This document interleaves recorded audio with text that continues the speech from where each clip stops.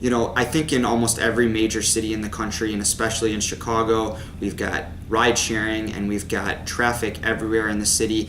Bikes are becoming a primary mode of transportation for people in this city.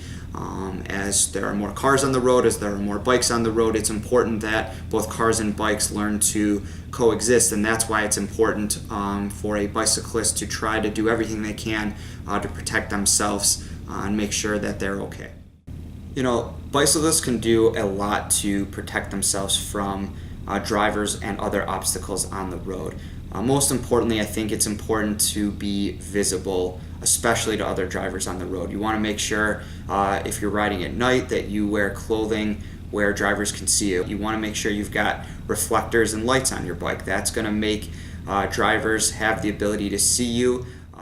So another thing that you can do to be preventative, especially with the amount of cars that are on the road, is you can purchase a variety of different technological devices that can help record accidents. For example, they make rear-mounted cameras that are constantly recording when you're out on the road, and although that won't prevent an accident, it certainly would record any incident. It can record a vehicle's license plate number, and it can certainly assist in any kind of accident investigation with the police as well as with your attorney in trying to piece together what happened, and it would certainly make protecting your rights much easier than if you didn't have it.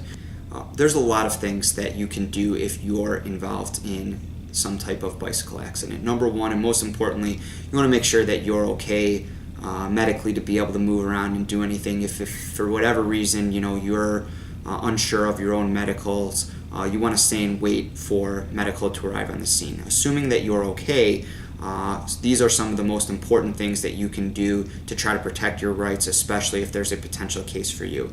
Number one, you want to make sure that you call the police right away. There is no reason and no law that says that you can't contact the police when you're involved in an accident, and you should do so just as if it was a car versus car accident. Number two, if you have a phone or a camera with you, you want to try to document the accident. You want to take a picture of your bike, you want to take a picture of the scene, because otherwise later on it may be tough to prove where and when you were there.